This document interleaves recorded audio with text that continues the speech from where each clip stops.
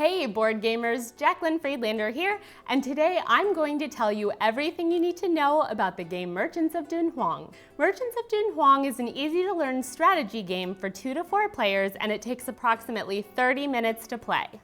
It's recommended for ages 8 and up. During the game, everyone plays as a merchant.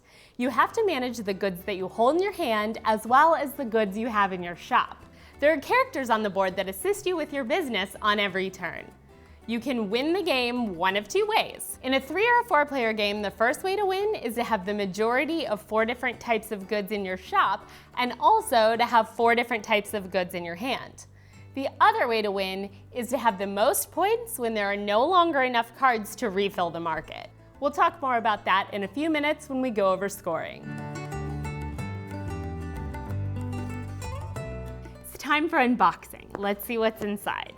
The first thing I see when I open the box are these 44 gold coins. These are 28 prestige tokens, a deck of really pretty goods cards, and there are these corresponding majority tokens. A first player token, that's a nice touch. Oh, look, and a tiny little cute wooden camel. And these are the double-sided character tiles. I like it, let's play. To set up a 4-player game, shuffle the goods cards and place them in the center of the table. Next, shuffle the character tiles and place them randomly around the cards in a circle to create the board. One of the coolest things about this game is that the character tiles are double-sided.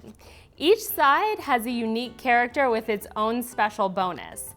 Because of this, there are tons of different possibilities of how the board will end up, so the strategy changes a little bit every time you play.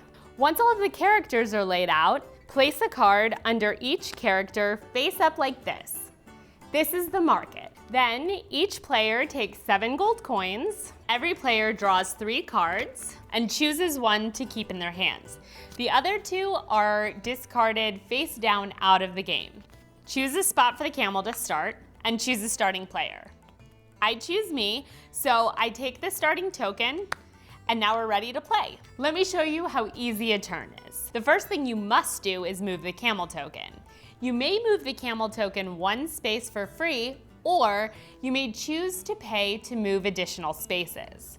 Each additional space costs 1 gold coin. This is great for strategy because if there's a particular good you need available in the market, or there's a character bonus you want to use, if you can afford to get there, you can take advantage of it. At the end of the game, gold coins only count as points in the case of a tie, so my gold burns a hole in my pocket, and I like to use my gold during the game to determine where the camel lands. For example, I'm going to take my free move and then pay 2 gold coins to move the camel 2 additional spaces. The next thing I do is pick up the good under this space. I have 2 choices. I can either put this good into my hand or I can add it to my shop. Note that the number on the card indicates how many of that type of good is available at the start of the game. Keep in mind some cards were discarded by players during the initial setup, so this pottery card has a 4 on it, which means there are 4 pottery cards at the beginning of the game. When we threw away 2 cards each, some of the 4s might have been thrown away, but right now nobody has the majority in pottery because I decided to go first, so I'm gonna put it in my shop. Then I take the pottery majority token. To steal the majority token from me, another player must exceed the number of pottery tokens I have in my shop. Now I have another choice. I can choose to either use the character bonus or take 3 gold. In this case, I choose to use the interpreter's bonus, which is to pick up as many goods from the draw pile as steps taken by the camel. The camel took 3 steps to get here, so I draw 3 cards. I choose 1 to keep, and I place the other 2 on the bottom of the draw pile. Then I check to see if the victory conditions are met, which they're not because I only have 1 card in my shop and I have 2 cards in my hand. And then I refill the market and play passes to the next person. Each of the characters has a useful bonus. One of my favorite characters is the shepherd because he allows you to take a card from an adjacent market space and add it to your hand.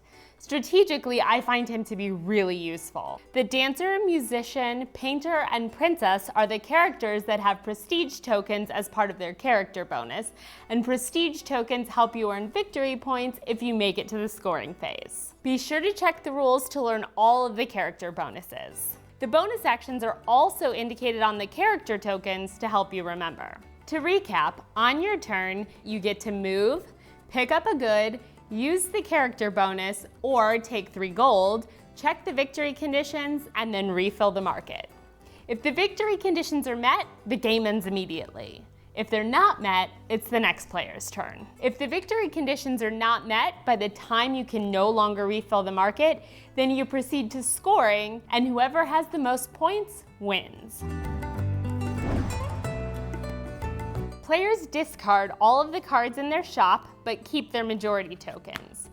Each majority token is worth 2 points. Each prestige token is worth 1 point. Then, reveal the cards from your hand and compare with the other players. If you have more cards than anyone else in a given type, keep 1 card of that type and all of the other cards of that type are discarded. The cards you have left in your hand after the comparison are worth points equal to their face value. The only catch is, you cannot score more cards than you have majority tokens.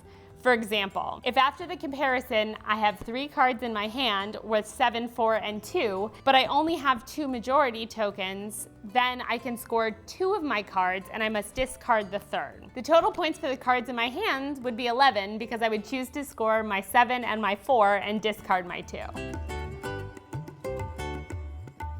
This is a well-balanced game with a variety of tactical and strategic options. It's an easy-to-learn gateway game with a modular board, so it's fresh and new every time you play. It's the perfect gift for families, competitive gamers, and anyone who likes compact games that are fun on the go. This game is brought to you by Mandoo Games. Mandoo Games is a Korean publisher and distributor, and they're making family games with strategic gameplay and beautiful contents. This game was designed by Gabriel Bubola, and the artwork was done by Martin Motet. So there you have it, Merchants of Dunhuang. If you want to see my other videos, subscribe to my YouTube channel and follow me on Instagram. Until next time, I'm Jaclyn Friedlander. Happy gaming.